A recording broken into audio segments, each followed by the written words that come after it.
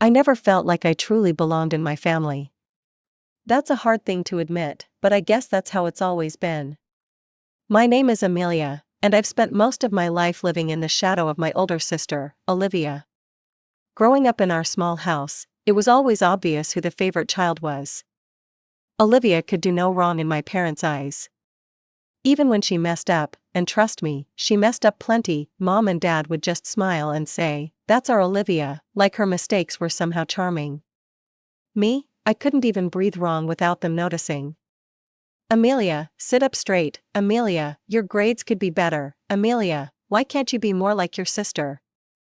That last one was their favorite. The only person who ever made me feel valued was my grandfather, Mom's dad.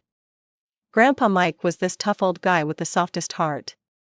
He lived in this big house across town, and visiting him was like stepping into another world where I wasn't constantly being compared to my sister.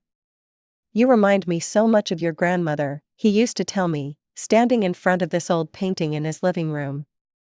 It was a portrait of some unknown woman from the 19th century, but Grandpa swore she looked just like Grandma, who died when I was 12. "And you look just like her too, Amelia.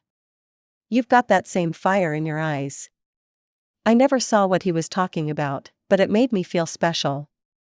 Like I belonged somewhere, even if it wasn't in my own home. Things got even more tense when Olivia dropped out of college during her third year. Mom and Dad had taken out loans to pay for her education, scraping together every penny they could. But Olivia had bigger plans. She was going to start a business with her best friend, Rachel. "It's going to be huge," she kept saying. "We're going to be the next big thing." Mom and Dad just nodded along, proud of their entrepreneurial daughter. They never even mentioned the wasted tuition or the loans they were still paying off.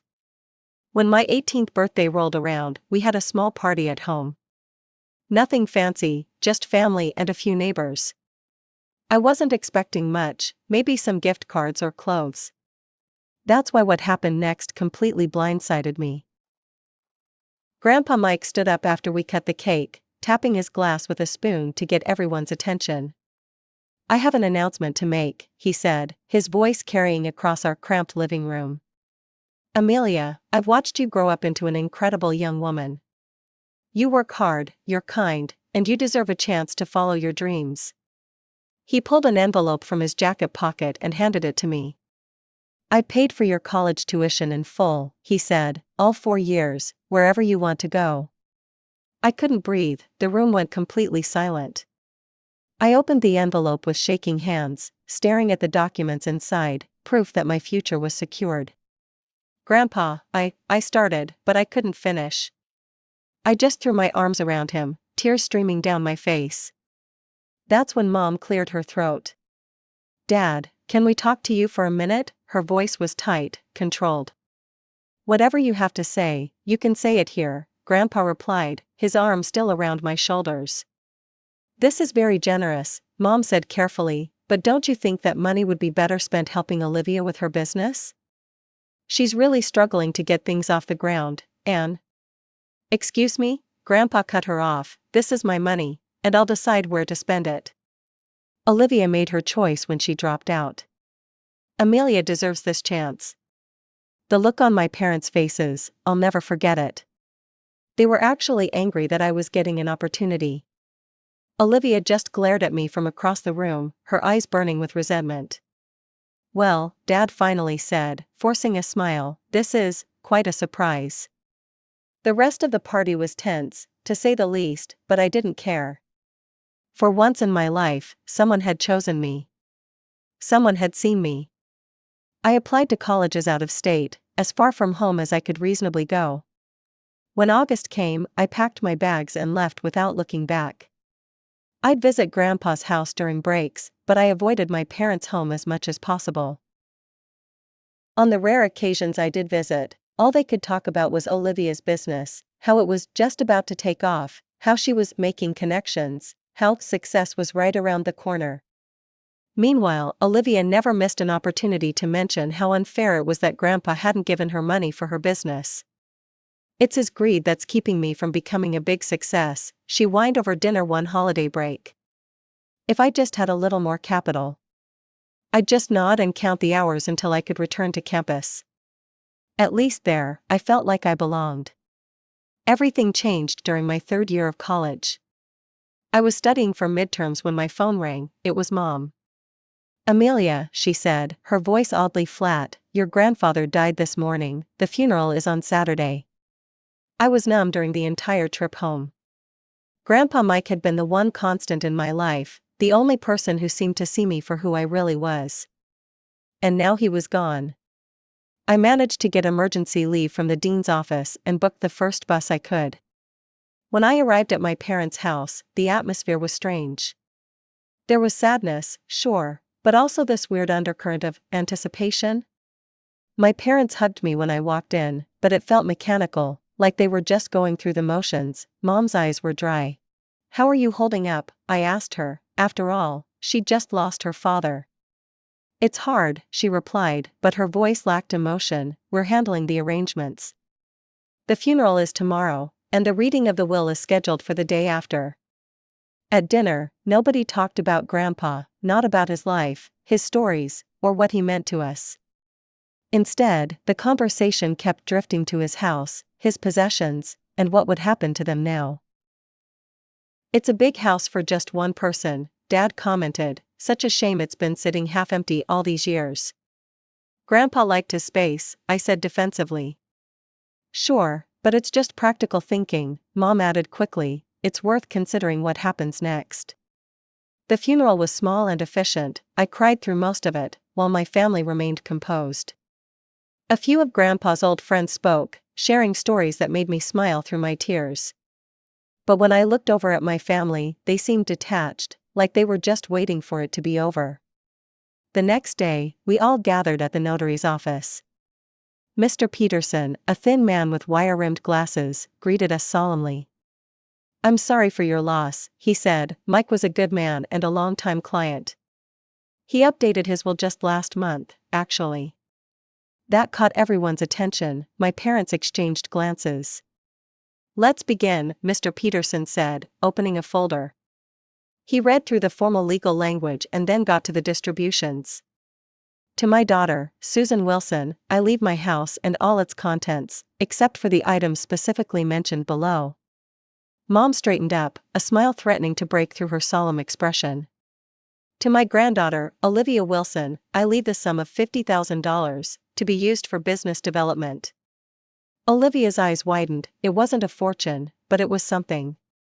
"To my granddaughter, Amelia Wilson, I leave the 19th century painting that hangs in my living room." The room went silent, then Olivia snorted. "Seriously, she gets some old painting?" She looked at me with a mix of relief and mockery. "Grandpa left you some incomprehensible nonsense." Mr. Peterson cleared his throat, adjusting his glasses. "There's more," he said, pulling another document from his folder. "Mike had the painting appraised shortly before his death.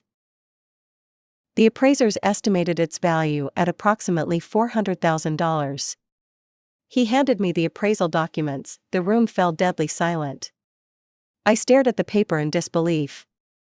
$400,000? For that old painting? I could feel everyone's eyes on me. Olivia had gone pale. Mom and Dad were staring at me with expressions I couldn't quite read. Shock, certainly, but something else too, something calculating. The drive back home was painfully quiet. Once we arrived, Dad broke the silence. "We've decided to move into your grandfather's house," he announced. "It's bigger than this place, and it makes sense for us to use it rather than let it sit empty." "What about this house?" I asked. "We're selling it," Mom replied. "The money will go to Olivia to help with her business." So Olivia would get the proceeds from the house sale on top of her $50,000 inheritance. I wondered if that was enough to satisfy her, but I didn't have to wonder long. "This is so unfair," Olivia finally exploded, turning to me. "You don't deserve that painting. What do you even know about art? You should give it to the family." "It's my inheritance," I said firmly, anger bubbling up inside me. "Grandpa wanted me to have it, I'm not giving it away." I expected my parents to back Olivia up, like they always did, but to my surprise, Mom intervened. Olivia, that's enough, she said gently, there's no need to pressure your sister. The painting is Amelia's inheritance, just like the money is yours. I was shocked. Mom had never taken my side against Olivia before. It felt strange, almost suspicious. The next few days were a blur. I spent most of my time at Grandpa's house, walking through the rooms, remembering him. The painting still hung in the living room, the unknown woman looking out with eyes that, now that I really looked, did seem familiar somehow. Mom came by one afternoon, carrying boxes. She was already moving things in. "What are you planning to do with the painting?" she asked casually. "I'm not sure yet," I admitted. She nodded, setting down a box. "Don't worry about it. It can stay right here, in its usual place, until you decide." Relief washed over me. At least I didn't have to figure out what to do with a valuable painting while I was still in college. A few days later, I returned to campus. Life went back to normal: classes, study groups, exams. I tried to focus on my studies, to honor Grandpa's investment in my education. Weeks passed, and the raw grief began to fade into something more manageable. Then one night, scrolling through social media, I stopped cold. There on my screen was a post from Olivia, photos of a housewarming party in what looked like a brand new apartment in the city center. The caption read, "New chapter, new place." I stared at the images in confusion. How could Olivia afford an apartment downtown? Even with the money from Grandpa and the house sale, it seemed excessive for someone whose business was supposedly struggling. I picked up my phone and called her. "Hey, congrats on the new place, it looks amazing," I said when she answered. "Why didn't you tell me about it?" "You're busy with school," she replied dismissively, "not like you could come to the housewarming anyway."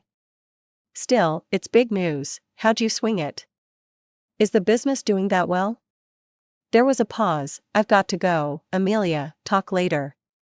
She hung up abruptly, leaving me with an uneasy feeling I couldn't quite shake. A few months passed, and summer break finally arrived. Despite my misgivings about returning home, I packed my bags and headed to what was now my parents' house, Grandpa's old place. It felt strange walking up that familiar path knowing he wouldn't be there to greet me. Mom had redecorated some rooms, but the living room remained largely untouched. The painting, my painting, still hung in its place of honor above the fireplace. I stood before it, studying the woman's face. Grandpa was right, there was something in her eyes that reminded me of old photos of my grandmother. Dinner that night was just the three of us. Dad talked about his job, Mom shared neighborhood gossip, and I gave brief updates about school. It felt almost normal, except for the elephant in the room, or rather, the apartment across town. "So," I said casually during a lull in conversation, "did you sell the old house?" Mom and Dad exchanged glances. "Yes, we did," Mom finally answered, "got a decent price for it too." "And you gave the money to Olivia for her business?" I pressed. "That's right," Dad said, focusing intently on cutting his steak. "She needed the capital to expand." I nodded, taking a sip of water. "Speaking of Olivia, her new apartment looks amazing. Downtown must be expensive." My parents shifted uncomfortably in their seats. "Well," Mom said with a tight smile, "her business is going quite well, she can afford nice things now." Something about her tone didn't sit right with me. I remembered Olivia's evasiveness on the phone, and how quickly she'd hung up when I asked about finances. "That's great," I said. "What exactly is her business doing these days?" "Oh, you know," Dad waved his hand vaguely, "entrepreneurial things, marketing consultancy, I think." She's always been the business-minded one. The conversation moved on, but my suspicions didn't fade. The next day, I called Jamie, who was Rachel's brother, the same Rachel who was supposedly running this thriving business with Olivia. "Hey Jamie, how's your summer going?" I asked after catching up a bit. "By the way, how's Rachel doing?" "Still working with my sister?" Jamie laughed, "If you can call it working. Those two are still playing entrepreneur, but from what Rachel tells me, they're not exactly setting the business world on fire. They just like telling everyone what big shots they are." My stomach tightened. "Really?" Because Olivia just bought this gorgeous apartment downtown. I assumed business was booming. No way, Jamie sounded genuinely surprised. Rachel's still living in that cramped apartment with 2 roommates. She'd have mentioned if they suddenly struck gold. After we hung up, I sat on my bed, thinking. If Olivia's business wasn't doing well, where did she get the money for the apartment? The house sale and Grandpa's $50,000 might cover it, but my parents said the money from the sale of their house was used for Olivia's business. I wandered into the living room, my eyes drawn again to the painting. Something felt off about it today. I stepped closer, examining the brush strokes, the way the light hit the canvas. It looked brighter somehow, newer. A cold feeling washed over me as I lifted the frame from the wall. I turned it over, searching for the small marks and imperfections I'd noticed when looking at it with Grandpa, a small tear in the corner of the canvas, a smudge of different colored paint on the back, the artist's faded signature. They were gone. This wasn't my painting, it was a fake. My hands trembled as I hung it back on the wall. Suddenly, everything clicked into place. Olivia's new apartment. Mom's unusual support of my inheritance. Their insistence that the painting stay in its rightful place in this house. They had sold my painting, my inheritance, and used the money to buy Olivia an apartment. Then they'd replaced it with a forgery, assuming I wouldn't notice or wouldn't care enough to check. I needed proof, though, and I needed to confront them when they couldn't wiggle out of it. So I waited, planning my next move carefully. That evening, Olivia joined us for dinner. I watched my family interact, noting the meaningful glances they exchanged, the way they carefully avoided any mention of Olivia's apartment or my painting. They had no idea I knew. As we all sat down at the table, I discreetly slipped my hand into my pocket and turned on the voice recorder app on my smartphone. No one noticed as I positioned the phone on my lap, making sure it would capture our conversation clearly. With evidence secured, I was ready. "I've been thinking," I said, reaching for the salt, "I might sell the painting. I'm looking at places near campus, and I could use the money for a down payment." The silence that followed was deafening. Finally, Mom cleared her throat. "Honey, that painting is a family heirloom, you shouldn't sell it. Besides," Olivia added quickly, "you don't need an apartment yet. You've still got a year left in the dorms." I nodded thoughtfully, watching their reactions carefully. "I've already made up my mind. Actually, I've called an appraiser to come tomorrow and verify its authenticity before I list it." Olivia suddenly pushed back from the table, her eyes filling with tears. "The dam broke." "Fine, I sold it." "Okay, I sold your stupid painting," she cried. Mom and Dad looked at her in horror. "Olivia," Dad hissed. "What? She already knows." "Look at her face, she knows." Olivia pointed an accusing finger at me. "I needed that money for my apartment. My business is failing, and you two wouldn't help me anymore." I set down my fork, meeting her gaze steadily. "So you stole from me." "We didn't steal," Mom interjected, her voice taking on a soothing tone. "We just reallocated family resources. Olivia needed a place to live, and you're still in college with everything paid for. This is what families do, we help each other." "By committing fraud?" I asked incredulously. "By selling something that belongs to me without my knowledge or consent, and replacing it with a fake." "Don't be so dramatic," Dad said with a dismissive wave, "it's just a painting. You wouldn't even have anywhere to put it." "It was my inheritance," I said, my voice low and controlled despite the rage building inside me. "The one thing Grandpa wanted me to have." "Well, what's done is done," Mom said with finality. "These are family matters, Amelia. Family helps family, don't be selfish." I stood up from the table, my appetite gone. "I want my painting back." "That's enough." Mom stood up, her face flushed with anger. "I think you need to leave this house and think about your behavior. When you're ready to understand the value of family relations, you can come back." "Kick her out," Olivia urged. "She's threatening us over a stupid painting. She doesn't deserve to be here." I looked at each of their faces, hardly recognizing these people who were supposed to love me. Without another word, I went upstairs, packed my things, and left. I only turned off the voice recorder once I was safely outside, making sure I had captured every incriminating word. I checked into a hostel, my mind racing. What should I do now? My phone kept buzzing with calls and messages from my parents and Olivia, but I ignored them all. Instead, I called the police and explained the situation. My inheritance had been stolen, replaced with a forgery, and used to purchase an apartment for my sister. The officer on the phone was sympathetic but cautious. "This sounds like it could be a civil matter, ma'am, but we'll look into it. Can you come to the station tomorrow morning?" That night, I barely slept. By morning, my phone was flooded with increasingly angry messages from my family, accusing me of setting the police on them and being a selfish brat.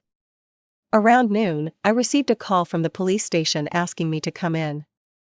When I arrived, my parents and Olivia were already there, looking both furious and frightened. They immediately started talking over each other as soon as they saw me. "She's lying, this is a family dispute, the painting was always meant to be shared." "Enough," the detective in charge said firmly. "Miss Wilson, your family claims you fabricated this entire story. They say you created the forgery yourself and are now trying to frame them." I felt a cold wave of disbelief wash over me. Of course they would turn this around on me. "That's absurd," I said, reaching for my phone, "I have proof." I played the recording from dinner, their voices crystal clear as they admitted to selling my painting and replacing it with a fake. The room fell silent as their confession played out for the detective.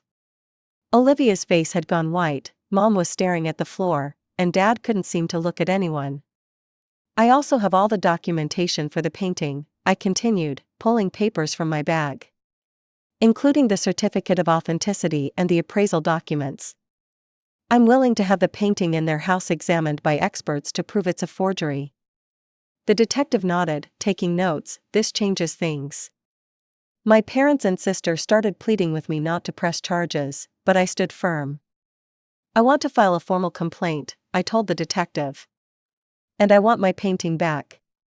What followed was a whirlwind of police reports, investigations, and legal proceedings. The police located the buyer of my painting, a wealthy collector who thought he was making a legitimate purchase. The painting was seized as evidence, and a team of art experts confirmed it was indeed the original worth $400,000. Meanwhile, Olivia was forced to sell her apartment to repay the buyer. She cooperated with the investigation, admitting her role in the scheme and providing details about how she'd arranged for the forgery. The court recognized her cooperation and the fact that she had made restitution, so she received a suspended sentence rather than jail time. She was also ordered to pay me $100,000 in damages for emotional distress, money she had to borrow from our parents, who had already spent most of their savings helping her business. Throughout the process, my parents maintained that they had only done what was best for the family. They told everyone who would listen that I had betrayed them by going to the police, that I had set cops on my own family over just a painting. They never once acknowledged that they had stolen from me, lied to me, and tried to gaslight me when confronted.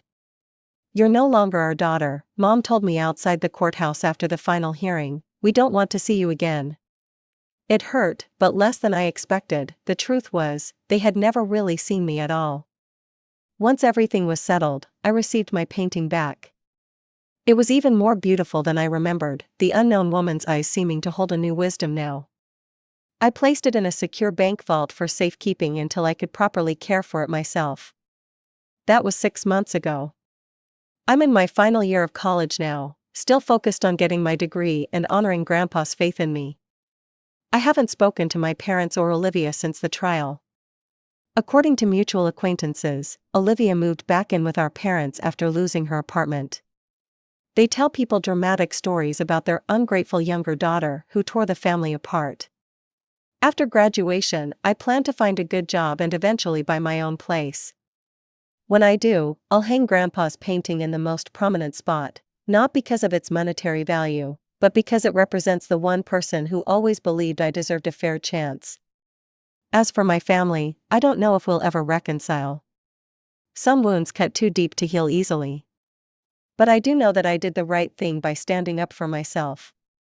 Family should support each other, yes, but not by sacrificing one member for another's benefit. Not by stealing, lying, and manipulating. Maybe someday they'll understand that.